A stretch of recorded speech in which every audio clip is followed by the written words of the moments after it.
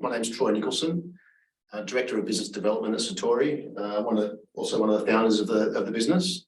And I have with me today Natalia Levinkova, and Natalia's title is GMS Customer Success, but essentially she's in charge of our product, Satori, and for full product direction. Good morning, Natalia. Good afternoon, Natalia. Hello, everyone. Okay, so just once again, our title today is leveraging data to detect fraud and corruption. And what's prompted us to do this webinar is the current hearing that's in process, Operation Hector from ICAC. So the ICAC's Independent Commission Against Corruption, essentially it's New South Wales body. And right now it's a live hearing. You can actually log in if you are interested, and you can actually look at the hearing today, look at some of the accused being interviewed, and follow that with interest, which I've been doing. It's quite interesting. I've learned a lot about how to potentially be more corrupt. So it's been quite interesting. And really today's, again, it's about they're just allegations on these people. We're only discussing information that's been publicly reported. Obviously, these people that have been accused are innocent until proven guilty, and then if they are proven guilty, potentially there'll be maybe a criminal investigation going forward. But at the moment, it's not a criminal investigation; it's just a hearing, and it's live in the public eye. Essentially, what ICAC are doing is they've got a certain number of allegations that they're investigating. It's not a simple set of circumstances. It's quite intricate. There's quite a lot of people involved over a 4 to 5 year period. So today, to sort of keep things a little bit more simple and in perspective, I've just picked one particular investigation, which is around the person Raja Sandbar, and we'll follow that particular accusation of corruption to give you an idea of what's happened, how it's happened, and then potentially what we can do in the future to mitigate these risks in our organisations. Because at the end of the day, it's all our money, it's all public money that's being potentially abused. So again, what happened simply is that there's almost $10.5 million worth of work that's been awarded to these businesses, ASS Contractors, the Samba Group, RJS Infrastructure, and this particular person that's been accused is Raja Sandbar. He was at that time a project manager, project engineer for Transport for New South Wales. So, which actually quite interesting. He hasn't taken any really effort to change the name of the business. He just called the business after his own name. And RJS, I'm assuming is his initials, Raja J Sandbar, and the other person who's involved, and you'll see later in my presentation, ASN Contractors, which is a Mr. Nguyen. He's a director, and his name's Tony Nguyen. So I'm assuming it's ASN stands for Anthony S. Nguyen. So quite interesting there that there's not a lot of thought put into the names of the businesses, but essentially the way these accusations or frauds or corruption has been performed, and this is quite general across the whole ICAC Project Hector. Essentially, we've got the customer, which is Transport for New South Wales. In New South Wales, they manage our buses, our trains, and our roads. So it's all goes up under Transport for New South Wales, and also the ferries as well, so public transport. And obviously they've got train stations, bus stations, assets that need to be maintained. Also that's been dragged into this is the Inner West Council. I mentioned just before, Tony Nguyen. He's a project manager. There's also been another accusation against Tony and the Inner West Council performing getting jobs for his mates essentially. But this particular example now, we're speaking just about the Samba issue. And then we've got Downer. So Downer has been appointed as the preferred contractor to actually operationally deliver the maintenance on the behalf of Transport for New South Wales. Downer is a large Australian publicly listed company, and very large organisation. And essentially what we've got at the top here is these particular employees that essentially been involved in collusion with each other. So they all know each other. I believe this particular person, Abdi, actually went to school with this particular person here, Mr. Aziz. But essentially they've been colluding together to award projects to these businesses. So ASN Contractors, which I mentioned in the financial review, Samba Group, and also RJS Infrastructure. So essentially all those employees, or some of those employees up there in those boxes, are directors or shareholders or silent partners in those businesses. And essentially what they did, they didn't need to employ anyone. Those companies, all they did was win the project. Pretty simple stuff. Win the project, subcontracted out to another organisation, and they would complete the work. And as far as anyone knew, everyone was happy because the work was getting done.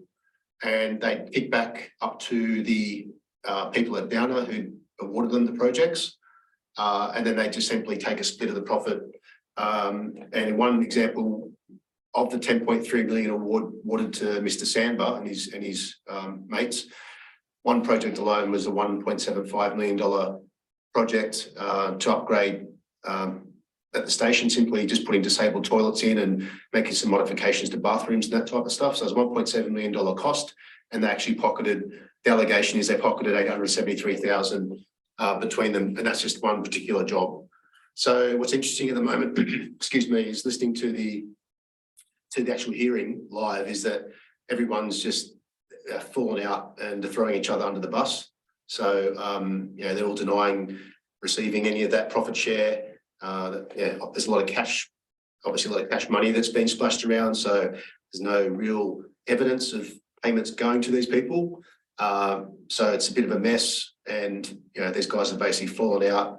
And also what I'm hearing is that a lot of these organisations, such as Downer and Transport, are being thrown under the bus as well for not conducting proper training around conflict of interest. So the defence is going to be leaning towards, well, I didn't know it was okay to get my mates to do a job. No one told me. So it's just interesting. It's not very complicated, very standard, box standard fraud and corruption case that's been uncovered here.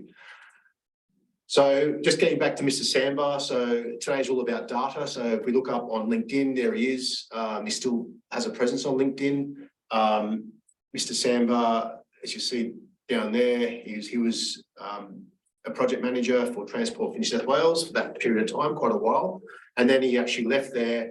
And now at the moment it's saying in LinkedIn, whether it's up to date or not, I'm not too sure, but it's saying that he's working for a business called TSA Management. And just as I was preparing this presentation today, I thought it'd be interesting to see look up TSA. I'd never heard of them myself. I looked them up, and the whole surprise, they actually also project manage projects for the government. So I'm not saying that they've done anything wrong. They probably maybe didn't know, and it's just something that just be interesting to know if you were at TSA, whether they did know or didn't know when Raja joined, that there was these issues that had been uncovered. Because I'm sure that this has been boiling along for the last 18 months or so while ICAC builds their case. So it's just interesting information there that I looked up. If Transport for New South Wales had done maybe any due diligence, they would have potentially uncovered that Samba Group is actually a registered business. It has these two trading names, and also was registered in 2015. And it says that Mr. Samba is a director of the business. So the information, if you're a government entity, you do have this information available to you for free. If you're not, then you have to pay for it, but it is available if you want to look for it. So that's a bit of a red flag there. And yeah, so it shows he's 100% shareholder of that particular business. Okay, so that's just some background on the current hearing that's going on, and now we're going to talk about potential ways to mitigate that risk going forward. Yeah, thanks, Troy. So, when we discussed that particular case internally, I thought about different ways how we could pick up this kind of fraud. Fraud is not always easy to identify, so you cannot just look something up in the data and say, okay, it looks like fraud. You're rather looking at multiple data sets and identify multiple red flags that might give you a better understanding of the situation. So I start with a simple example of how this kind of issue could be picked up through the data. So I think it would go under conflict of interest monitoring. And when we implement this kind of projects or tests, we are trying to identify the following risks: undeclared conflict of interest, potential collusion, and abuse of position. And I think we can see all this happening in this particular situation. So to identify red flags around conflict of interest, we use normally 3 subsets of data. We look at the employee data or even the next of kin information, and we match it against the director's data. You saw it earlier on one of Troy's slides. All this information is available, so you can see who is the director of a particular company, or if they're a shareholder, and so on and so forth. And we also can compare this information to the active vendors. So that's how most of our customers approach conflict of interest monitoring. So basically, they look at all the employees, their names, addresses, bank account details, contact details. They match them against the director's data, and then we pull out the names of the companies and check it against the active vendors. So in this case, you can identify potential conflict of interest where your employee is actually a director or a shareholder of your vendor. And that would be probably an example of Downer hiring this subcontractor, because one of the shareholders was actually an employee of Downer. From transport for news NSW point of view, that would be a little bit more complicated because there wasn't any direct connection. But another set of tests we might be doing is just simply checking all our employees against directors' data, because in the end, you really want to know if your employees own any businesses. And for example, if we would run this kind of check on Rajas Sandberg, we would be able to see that he is working in construction industry, but at the same time, he is the director of a company in the same industry. So if it would be a bakery or something, we could say, okay, there's no conflict of interest, that's fine. This person is allowed to have business, but in this particular case, I think they could dig a little bit deeper.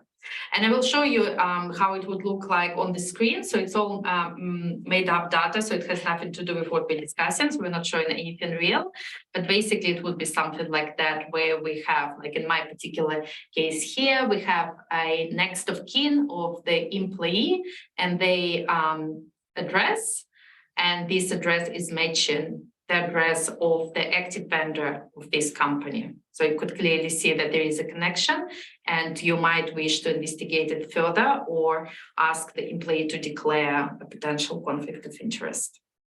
So that's talking about this specific situation, but we also thought that there might be multiple other red flags and potential risks around third-party companies you might be dealing with. So when we're looking at this from this point of view, lots of these risks might be identified during the onboarding process when you onboard a new vendor or a new customer. So we already talked about conflict of interest, but some other risks might be say a sudden drop in the credit risk of the company that might show some financial issues with this particular company.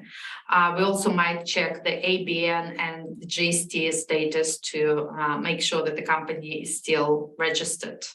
We also can check the company name against the sanctions or political exposed persons lists.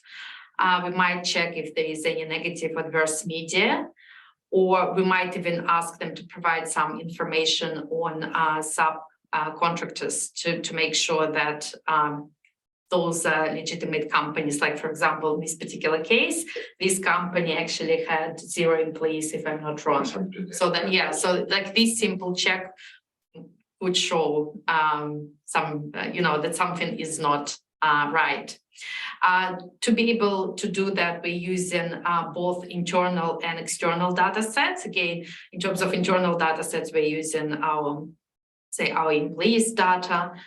We might use our vendor master data, but from the external point of view, we're using all this data that might be publicly available. So if, for example, you can easily check ABN or GST status for free, but you also might purchase some additional data sets to be able to do those checks. And normally, most of the companies are actually doing these checks, especially for bigger projects. I think we think that the risk very often lies in on the side of like smaller projects, when under particular value of the project, you don't have to do the full check.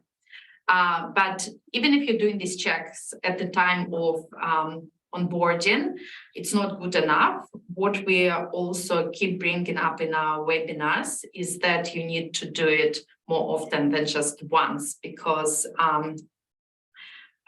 sorry, just jumping ahead. So that's an example of how you can see all these checks performed and shown on the same screen. So you can see all the potential red flags in one view. So you can see if they passed all the checks. And we actually did a check on this person, Raja Sanbar, and we can already see that there is some negative media against his name. So maybe his current company he's working at, if they would check that, they could see that there is something happening with this person. So now back to the ongoing monitoring. So that's very important to automate this third-party risk monitoring. So you could make these checks as continuously. So if something is changing, you would see this alert straight away. The example we often use is the change of directorship. So if you onboarded one company, but then they sold this company to someone else, you might want to know to make sure that this company is still the same company you onboarded, say, 5 years ago. So that's the main things we wanted to talk about today. So as usual, we're pointing out that it's very important to use your internal data sets in conjunction with any external data and do it continuously. So I should have mentioned, thanks Natalia, I should have mentioned at the start opening that there'll be some quick Q&A at the end. So if you've got any questions, please drop them in the chat below. So also I've had one person that's actively done that for me, so thank you. So the question is, we have around 5,000 to 6,000 suppliers. What can you recommend as a good starting point? So I think I can answer that one, Natalia.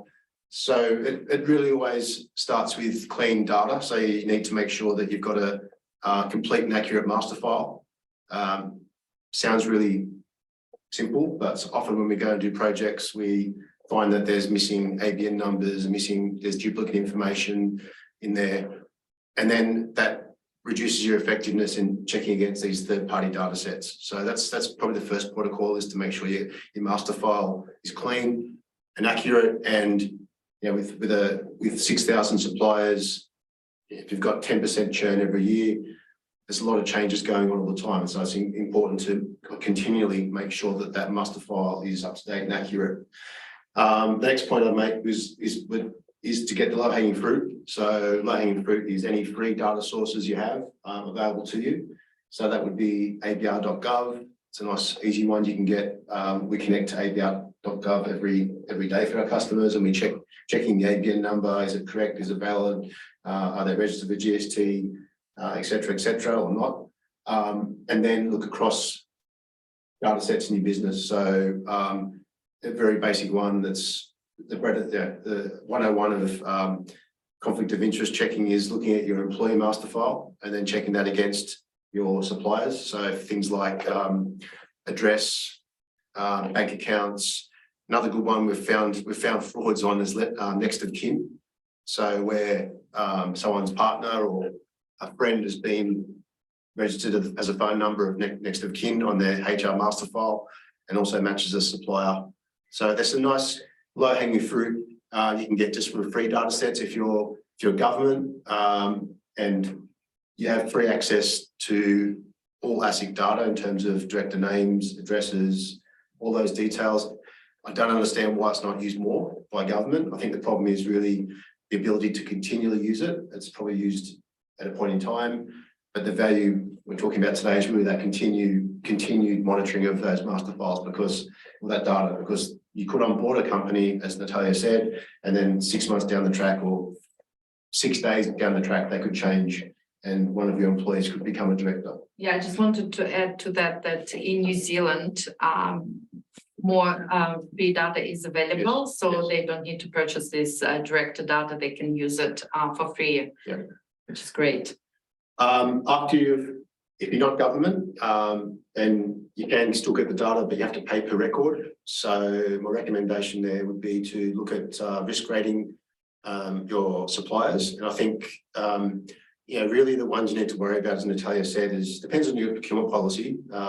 But just say a standard procurement policy might be, over $30,000 you need to get 3 quotes, but over 200,000 you need to go to tender.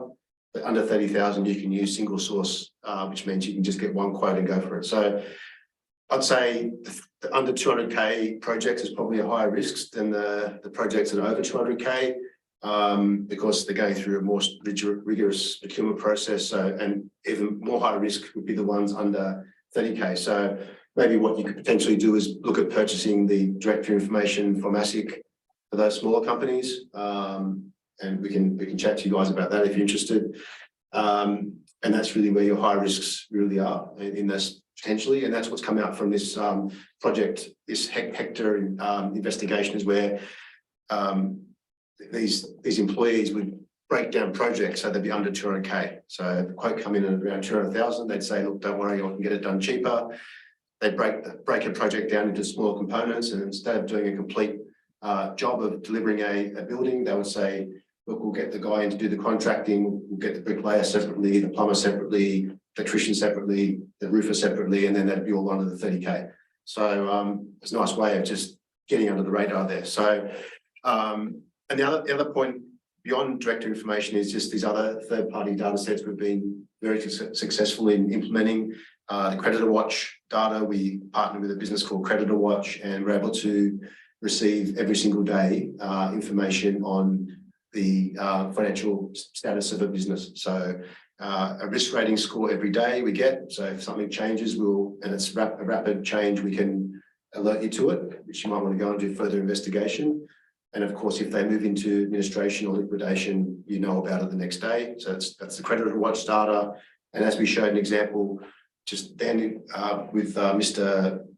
Samba was the adverse media PEPs and sanction data. So again, it's a business. We work with a partner called MemberCheck, and we ingest their data.